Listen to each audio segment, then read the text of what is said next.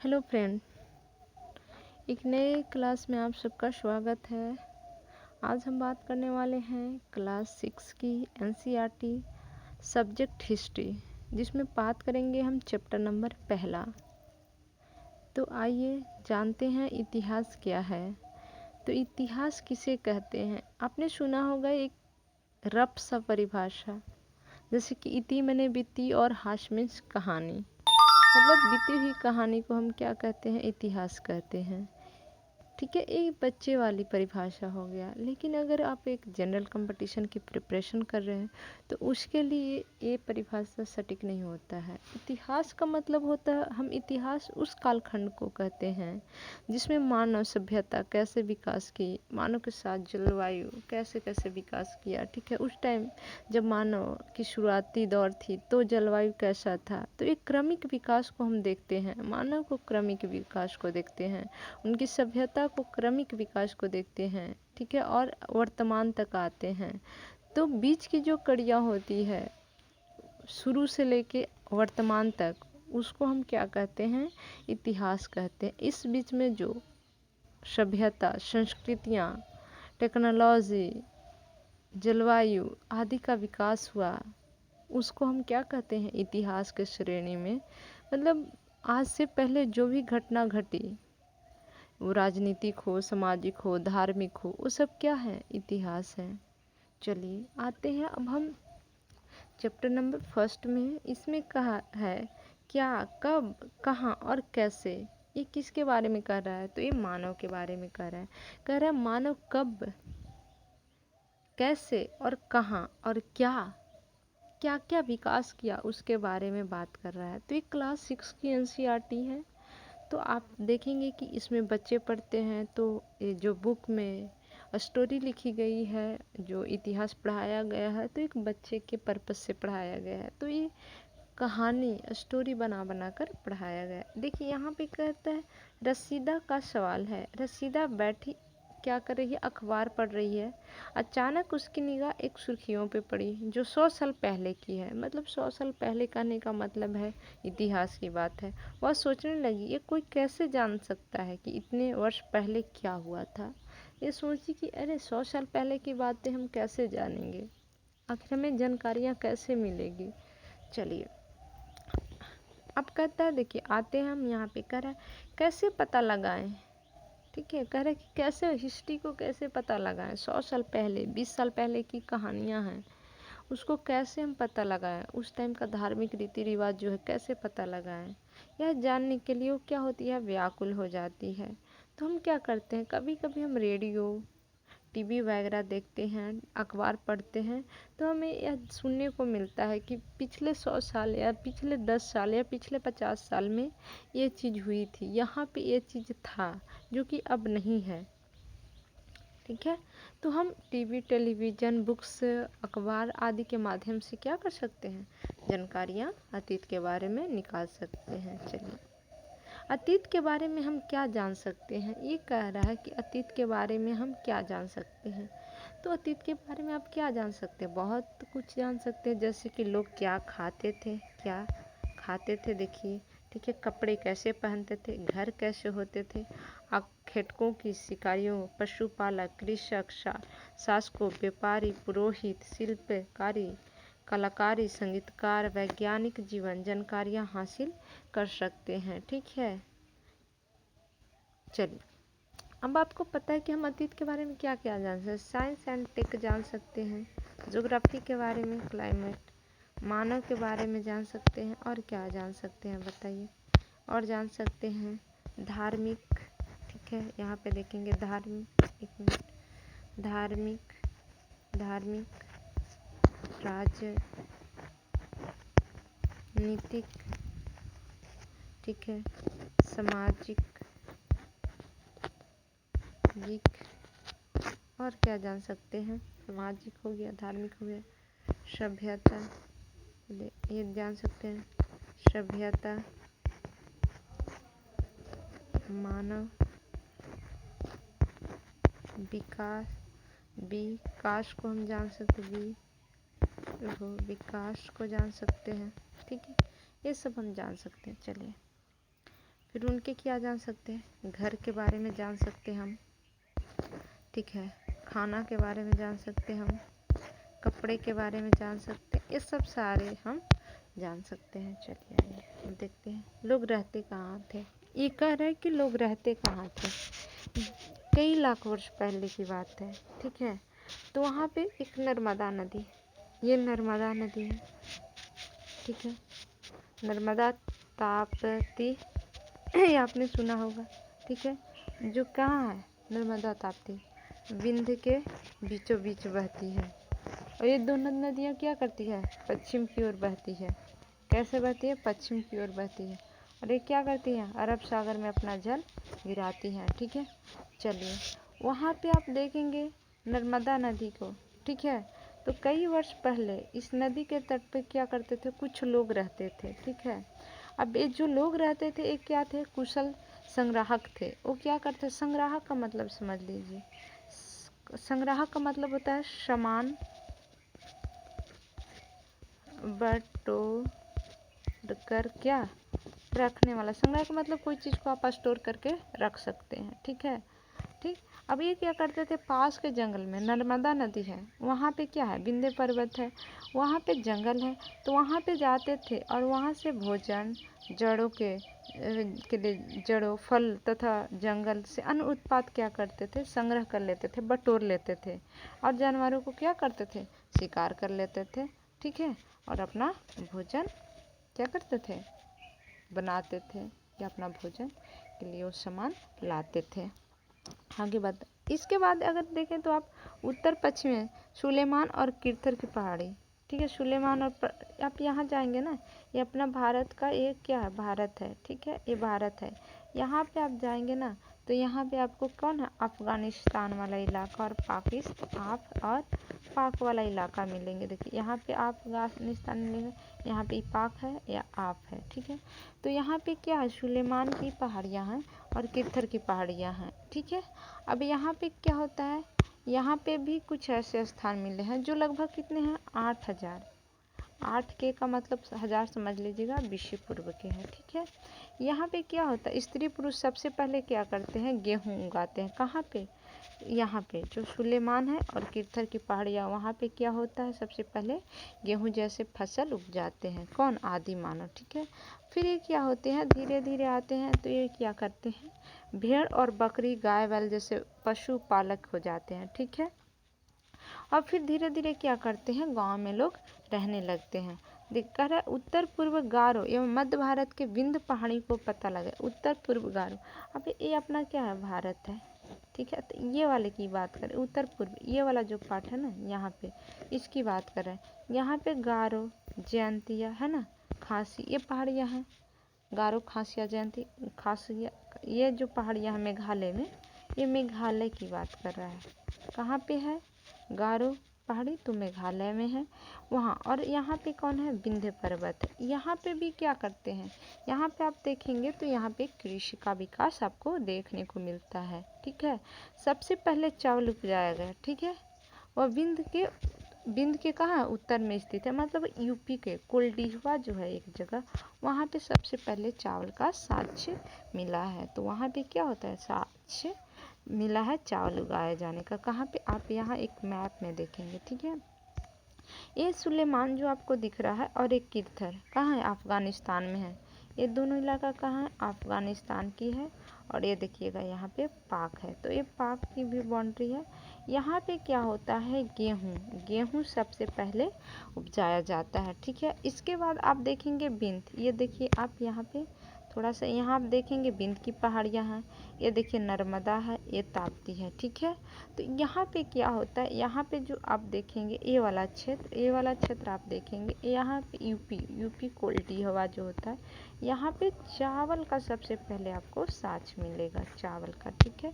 और एक बात और, ये जो आपको इलाका दिख रहा है गारो की पहाड़ियाँ, जो कि कहाँ है, मेघालय में है, यहाँ पे भी आपको क्या मिलेगा, तो चावल का साक्ष्य मिलेगा देखने को, ठीक है। चलिए अब आगे आते हैं, देखते हैं।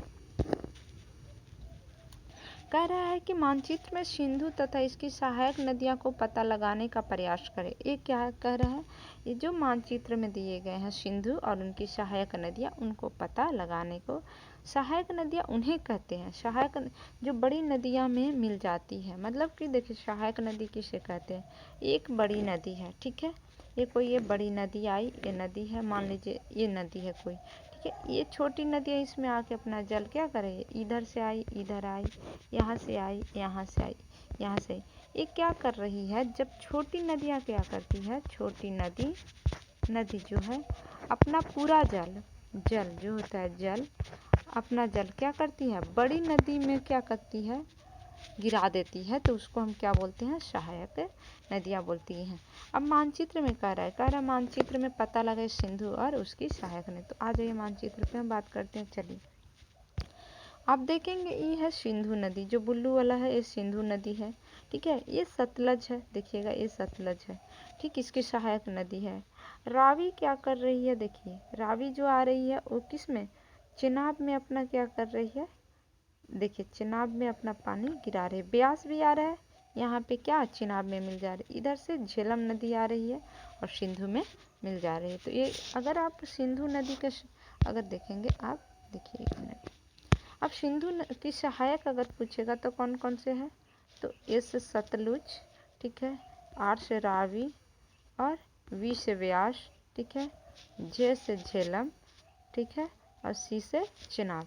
ये क्या है, इनका 5 सहायक नदियां हैं। और भी सहायक नदियां हैं जो कि यहाँ से अफगानिस्तान वगैरह से आकर मिलते हैं, जैसे काबुल वगैरह भी हैं, वो देखिए काबुल है ना, ये काबुल नदी भी इसकी सहायक नदियां हैं, ठीक है। चलिए आगे बढ़ते हैं हम, अब यहाँ आते हैं, लगभग कर रहा है कि 4700 वर्ष पूर्व नदियों के किनारे क्या होती है, नगर, यहाँ पे क्या होता है, सिंधु घाटी की सभ्यता आपने पढ़ा होगा, तो वहाँ पे क्या होता है, सिंधु नदी घाटी के आसपास जो उनके किनारे क्या होता है, यहाँ पे नगर का विकास होता है। गंगा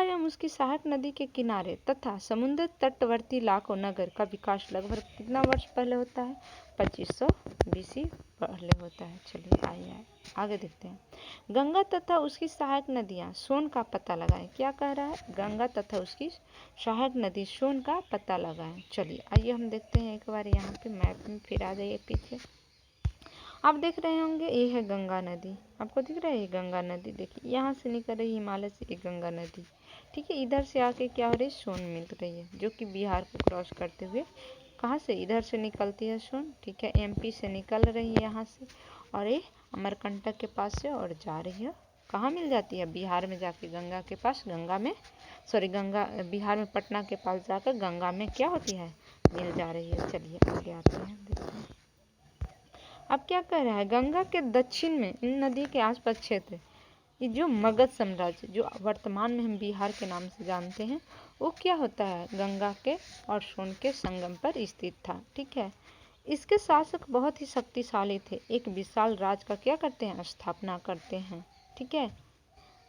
अन्य हिस्सों में भी ऐसे राज की क्या होती है, स्थापना होती है, जैसे आप देख सकते हैं इलाहाबाद में कौशाम्बी वगैरह जो है वहाँ। अगला देखते हैं, लोग सदैव उपमहाद्वीप के एक हिस्से से दूसरे हिस्से में क्या करते थे, यात्रा करते थे। हिमालय के ऊंचे ऊंचे पर्वत, पहाड़ी, रेगिस्तान, नदी, समुद्र के कारण यात्रा क्या होता था, जोखिम भरा होता था, ठीक है, यात्रा संभव नहीं थी, अतः लोग काम की तलाश में कभी कभी प्राकृतिक आपदाओं के कारण एक स्थान से दूसरे स्थान क्या करते थे, जाया करते थे। मतलब कुछ प्राकृतिक आपदा आ गया, जैसे वहाँ पे मान लीजिए बाढ़ आ गया, तो वो क्या करते थे, पलायन कर जाते थे और फिर दूसरे स्थान पे जाकर वो बस जाते थे, ठीक है। अगला, इसके अतिरिक्त व्यापारी काफिले जो कि एक स्थान से दूसरे स्थान क्या करते थे, अपने माल बेचने के लिए जाते थे। जहाज़ों में अपने साथ मूल्यवान वस्तु लेकर एक स्थान से दूसरे स्थान क्या करते थे, जाते थे। दूसरे गांव में भी जाते थे, दूसरे कस्बे में भी जाते थे। कुछ लोग नए रोचक स्थानों को खोजने की चाह में उत्सुकता से क्या करते थे, यात्रा किया करते थे। सभी यात्राओं से लोगों एक दूसरे के विचार को अवसर को क्या करते थे, जानकारियाँ मिलती थी, अपनी संस्कृति को क्या करते थे, आदान प्रदान करते थे। ठीक है, एक दूसरे के सभ्यता को भी वो जानते थे, उनकी कल्चर को भी जानते थे। ठीक है, संस्कृतियाँ आदान प्रदान, धार्मिक रीतियाँ रिवाज आदान प्रदान होता था। क्या करते थे, यात्रा जब करते थे, एक स्थान से दूसरे स्थान जब जाते थे। चलिए आइए अब देखते हैं यहाँ पे थोड़ा सा कह रहा है। देखिए, दक्षिण एशिया आधुनिक भारत, पाकिस्तान, बांग्लादेश, नेपाल, भूटान, श्रीलंका, अफगानिस्तान, ईरान, चीन तथा म्यांमार आदि पड़ोसी देश को दर्शाता है। अब कह रहा है क्या, दक्षिण एशिया में कौन कौन शामिल है, तो अपना देश भारत शामिल है, पाकिस्तान शामिल है, बांग्लादेश शामिल है, नेपाल शामिल है, भूटान शामिल है, श्रीलंका शामिल है, अफगानिस्तान, ईरान, चीन, म्यांमार, ये सब क्या है, अपना दक्षिण एशिया में शामिल है, जो कि अपना पड़ोसी, लगभग आधा से अधिकतर पड़ोसी देश है। ठीक है, दक्षिण एशिया में एक महाद्वीप से छोटा है लेकिन विशालता है। बाकी एशिया समुद्र, पहाड़ी तथा पर्वतों में बटे हुए हैं। यही कारण है कि इसे उप महाद्वीप की संज्ञा दी गई है। एक विशाल भूभाग होने के कारण इसे क्या किया गया है, एक उप महाद्वीप का संज्ञा दे दी गई है।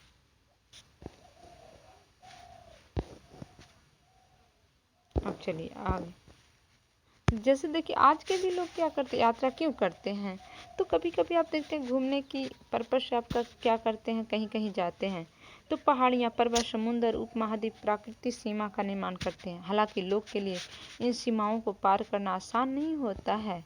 उन्हें ऐसा चाहे वे ऐसा कर सके, वे पर्वत की ऊंचाई को छू सके, गहरे समुद्र को पार कर सके। उपमहाद्वीप के बाहर भी कुछ लोग आए और जाएं, बस गए। ठीक है, जब क्या होता है, लोग क्या करते हैं, कुछ लोग पार कर करके वो किसी दर्रे से पार करके एक जगह से दूसरे जगह गए और वहाँ पे भी क्या करते, बसते गए। ठीक है, उनको जो साधन मिले, उनकी अगर उन्हें लगा कि नहीं यहाँ हमारे रहने योग्य स्थान है, तो वो क्या किए, वहाँ पे बसते गए।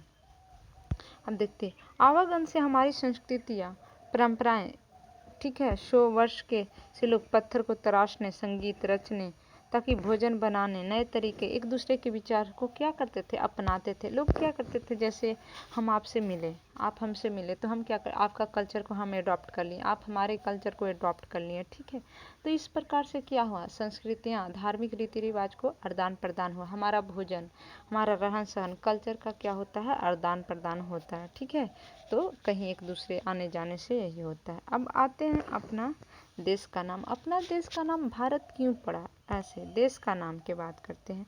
चलिए, अपने देश का नाम हम किससे जानते हैं, इंडिया से। पहला जानते हैं भारत। ठीक है, 2 नाम जनरली अपना संविधान में लिखा हुआ है। जो इंडिया शब्द है, इंडस से निकला है। जो इंडस शब्द है ना, ये सिंधु, जो सिंधु नदी है ना, उससे बोला जाता था। ठीक है, जो संस्कृत में सिंधु कहा जाता है, इंडस को संस्कृत में क्या कहा जाता है, सिंधु कहा जाता है। आपने एटलस में यूनान को पता लगाओ, कर आप एटलस जाएं और एटलस में देखिए यूनान और ईरान कहाँ है। ठीक है, तो आप अपने इंडिया का ऊपर वाला पार्ट पे थोड़ा सा देखिएगा, तो आपको ईरान और जो अरब प्रायद्वीप है, जो अफगानिस्तान वाला है ना, वहाँ पे आप थोड़ा सा इलाका के आसपास देखेंगे तो आपको ईरान ये सब मिलेगा। और यूनान आपको पुर्तगाल वाला जाएंगे तो वहाँ पे आप साउथ अफ्रीका को क्रॉस करते हुए, लिस्बन को क्रॉस करते हुए यूनान आप जा सकते हैं। ठीक है, चलिए उसके बाद आप देखते हैं कि पूर्व में उत्तर पश्चिम की ओर जाने वाली ईरानियों भी आप देखते हैं, ईरानी सिंधु को क्या करते थे, जो पूर्व उत्तर पश्चिम की ओर से आने वाले, आप इस वाले के पार्ट कर रहे हैं। ठीक है, यहाँ से जो आते थे उत्तर पश्चिमी वाले, इस वाले पार्ट से, ठीक है, किरथर की पहाड़ियाँ से जो आते थे, कौन आते थे, ईरानी और यूनानी। तो सिंधु को क्या किए, हिंदोस अथवा इंदोस कहा। ईरानियों ने सिंधु नदी को क्या कहा, देखेंगे आप यहाँ पे सिंधु नदी है, तो इसको ईरानी जो हुए, ईरानी क्या बोलते हैं, इसको हिंदोस। उषा को क्या बोलते हैं, हाँ बोलते हैं, इंदोस बोलते हैं। अब यूनानी इसे क्या बोलते हैं, इंदोस बोलते हैं। इंदोस कौन बोलते हैं, यूनानी बोलते हैं इसको। ठीक है, चलिए आगे आते हैं। और इस नदी के पूर्व में स्थित भूमि प्रदेश को क्या कहते हैं? इंडिया। जैसे अब ये वाला ये है, इसके जो ये वाला भाग है ना, इसको पूरा भाग को क्या बोले इन्होंने? इंडिया बोला। ये सिंधु नदी है, ठीक है, ये पूर्वी भाग है, ये पश्चिमी भाग हो गया, तो इसको क्या बोला इन्होंने? इसे बोला इन्होंने क्या बोला? इंडिया का है। भारत का नाम का प्रयोग उत्तर पश्चिमी में रहने वाले लोग एक समूह के लिए किया जाता था। भारत का प्रयोग जो उत्तर पश्चिम में रहते थे उन लोगों के लिए किया जाता था। भारत देश के लिए यूज नहीं किया जाता था। ये जो नाम था लोगों के लिए होता था, ये लोग के लिए नाम यूज होता था जो कहाँ रहते थे? उत्तर पश्चिमी भाग में, मतलब इस वाले इलाका में जो रहते थे उनके लिए प्रयोग किया जाता था, ठीक है, पूरे समूह के लिए। इस समूह का उल्लेख संस्कृत के रंभिक लगभग 3500 बीसा पूर्व में ऋग्वेद में भी आपको देखने को मिलता है। किसका? भारत का। चलिए आगे आते हैं। एक ये कहानी ताम्रपत्र से बनी पांडुलिपियाँ का एक। पांडुलिपियाँ लगभग 1000 वर्ष पहले लिखी गई थी। आप 1000 वर्ष पहले जाएंगे तो कहाँ? जब वैदिक काल, उत्तर वैदिक काल आता है तब की मिलती है। ये क्या होती है? एक किताब बनाने के लिए ताड़ के पत्तों को काटकर अलग अलग हिस्से एक साथ क्या कर दिया जाता था? बांध दिया जाता था। अब भूज के पेड़ की छाल से बनी हुई एक पांडुलिपि को क्या करते थे? वो तैयार करते थे, ठीक है। चलिए आगे। अब हम यहाँ देखते हैं अतीत की जानकारी हमें कई तरह से मिलता है। अगर हमको इतिहास की जानकारी की बात करते हैं तो पहला नंबर आपको कहाँ से मिलता है? पुस्तक से। सेकंड आपको कहाँ से मिलेगा? अभिलेख से, ठीक है, अभिलेख। थर्ड पांडुलिपि, ठीक है। मंदिरों से भी मिलता है आपको अतीत की जानकारी। सांस्कृतिक, ठीक है, कोई क्या है? मूर्ति, ये सब से भी मिलता है, ठीक है ना।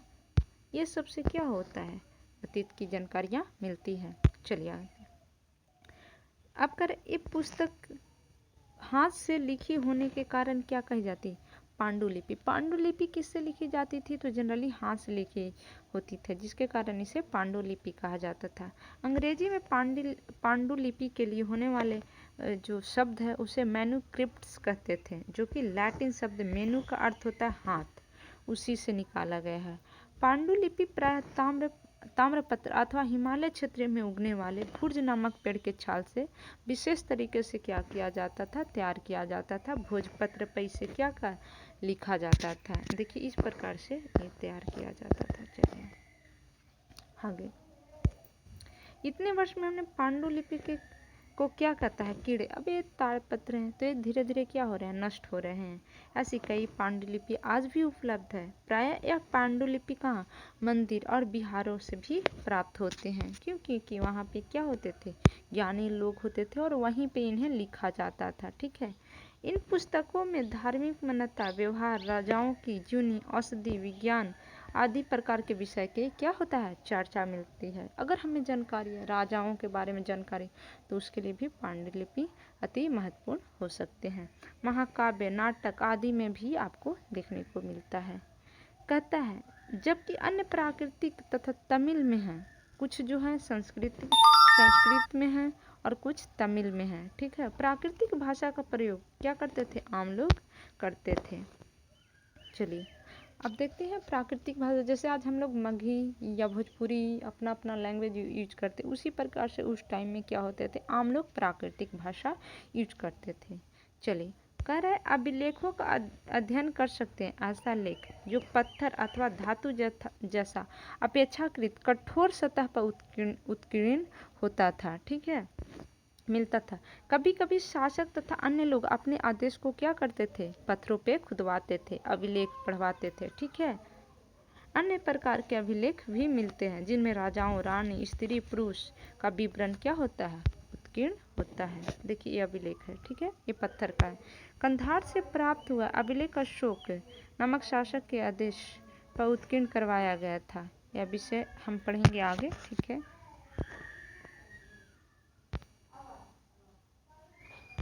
आप देखेंगे तो अशोक के 2 अभिलेख यूनानी और अरमाइक है, जो कहाँ से मिलता है? अफगानिस्तान में, जो कि द्विभाषी है अभिलेख है।